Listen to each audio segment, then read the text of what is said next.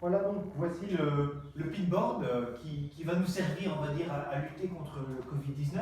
Ce sont simplement les conseils de désinfection de véhicules. Alors vous allez me dire, mais sur quoi est-ce que tu as basé ton exposé ou ton résumé ici? C'est très simple.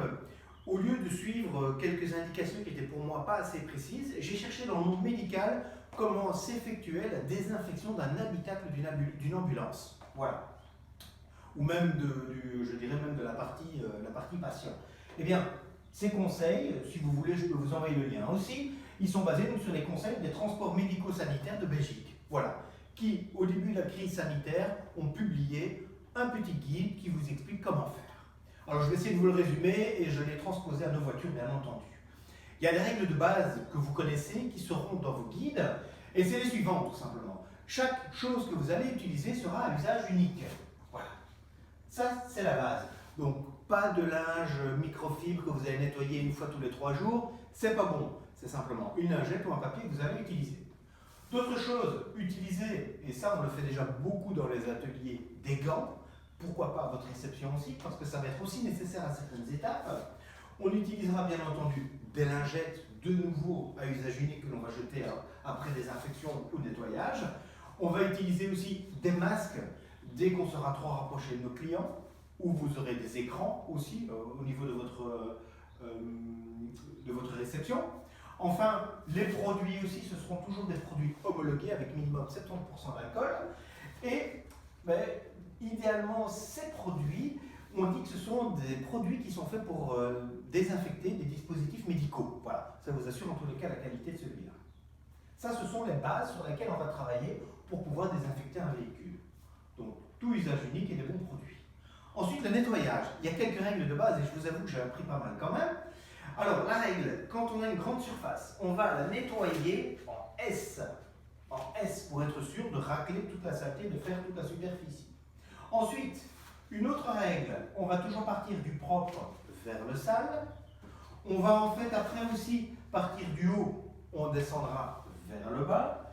Et la phase finale, pardon, c'est le fond vers la sortie. Voilà, donc on ne commence pas par la portière, quoi. On termine par la portière, ou la poignée de porte en tous les cas. Voilà, ça c'est la technique de nettoyage. Concernant la voiture maintenant, qu'est-ce qu'on va faire? Et bien entendu, on va, à chaque étape où on aura un doute, désinfecter, peut-être redésinfecter, comme par exemple la clé.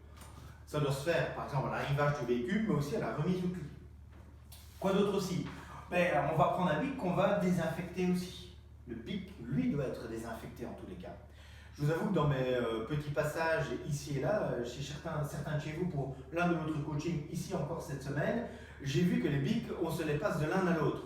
Selon les règles gouvernementales, ce n'est pas accepté. Soyez prudents, prévoyez peut-être un bic simplement, peut-être à usage unique que vous donnez à vos clients. Achetez-en peut-être des bons marchés, pourquoi pas. Enfin, la suite, bien sûr qu'on va porter les gants et masques dès qu'on sera en proximité du client ou de sa voiture, pourquoi pas. J'ai vu des films d'ailleurs qui sont passés sur LinkedIn de concessions qui montraient comment ils faisaient, et on voit que les techniciens qui rentrent dans un véhicule client portent aussi un masque. C'est un des conseils lorsqu'on fait des infections dans un véhicule, c'est de porter gants et masques, bien entendu, pour être sûr qu'on nous ne risquons pas d'aller polluer la voiture. Voilà. Ensuite, comme on fait déjà, vous mettez des protections de siège de nouveau usage unique.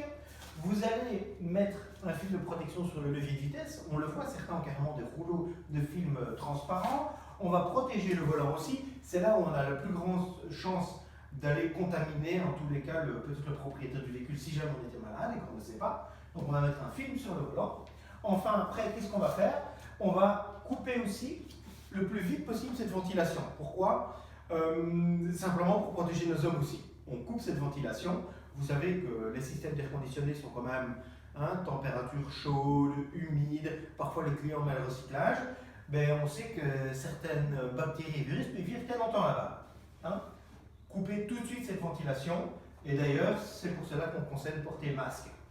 Enfin, le dernier point, vous devrez faire aussi après avoir travaillé sur la voiture, parce qu'on peut dire que ça c'était avant de travailler.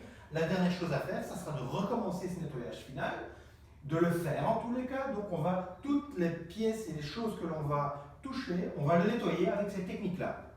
Donc en S, de loin vers près, de propre vers sale et vers la sortie. C'est tout. Voilà. Alors moi je vous propose maintenant, c'est de bien nous mettre dans le focus, que quand vous aurez fait vos règles, que vous allez peut-être expliquer et mettre en place quelque chose de simple pour vos hommes, vous allez voir, ça ne va pas être toujours facile de les convaincre, et c'est un point que j'aimerais bien voir avec vous aussi. Tiens, comment vont réagir les hommes à ces règles et cette façon de faire, ou comment réagissent-ils, ou ne vous le disent-ils pas encore? Voilà, ça c'est la séquence qui suit.